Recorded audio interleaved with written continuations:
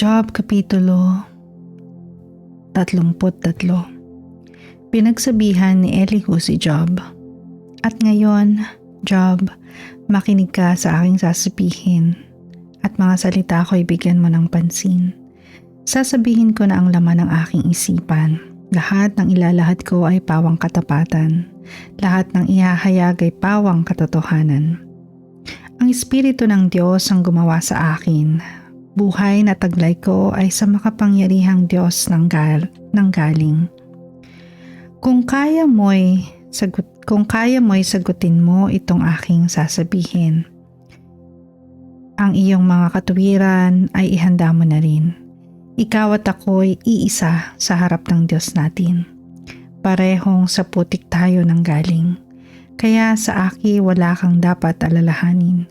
Huwag mong isiping ikay aking gagapiin. Ito ang narinig kong sinabi mo. Ako'y malinis at walang nagawang kasalanan. Ako'y walang sala at walang kasamaan. Gumagawa lamang ang Diyos ng dahilan upang ako'y parusahan at itinuturing niya akong isang kaaway. Mga paa ko ay kanyang iginapos at binabantayan ang aking mga kilos. Ngunit ang sagot ko naman, nagkakamali ka, Job, sapagkat sa sinumang tao ay mas dakila ang Diyos. Bakit ang Diyos ay iyong pinagbibintangan na di marunong makinig sa iyong karaingan? Magsilita man siya sa iba't ibang paraan, hindi pa rin natin ito lubos na maunawaan.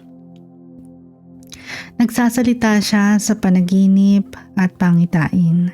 Sa kalaliman ng gabi kapag ang tao'y nahihimbing, ipinapaunawa niya ang kanyang saloobin.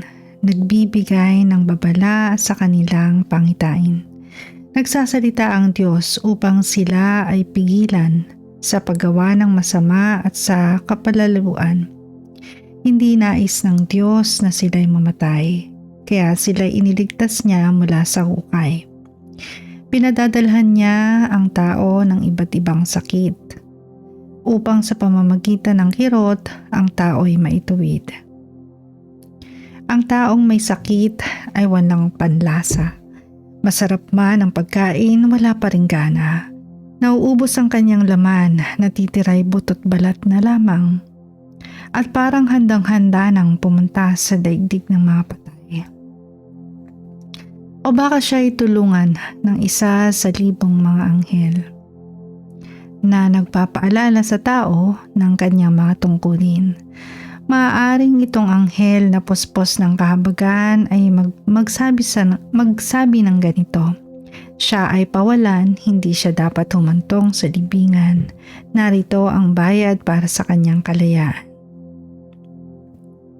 Siya ay gagaling, muling sisigla, tataglayin muli ang lakas noong kabataan niya.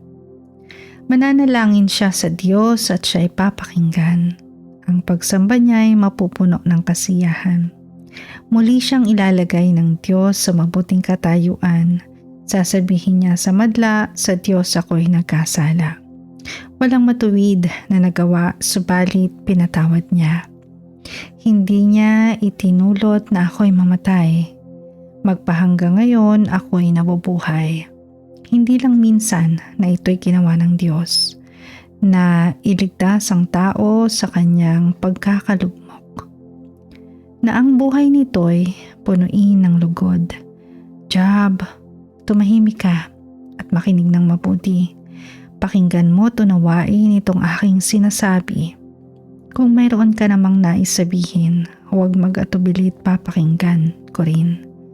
At kung may katwiran ka ay aking tatanggapin. Kung wala naman, makinig ka na lang. Manahimik ka at ikay aking tuturuan.